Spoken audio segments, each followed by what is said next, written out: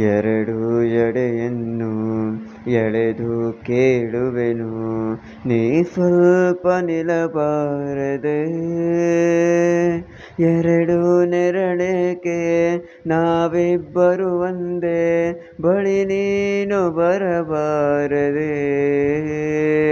ನೀ ದೂರ ನಿಂತಾಗ ಬಾ ಎಂದು ನಾನಿನ್ನ ಕೂಗೋದೆ ಚಟವಲ್ಲವೇ.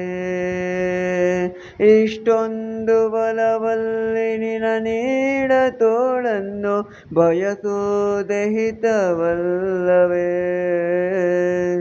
ಎರಡು ಕಂಗಳಿಗೆ ಮುತ್ತು ನೀಡುವೆನು, ನೀನಿಲ್ಲೇ ಬರಬಾರದೆ.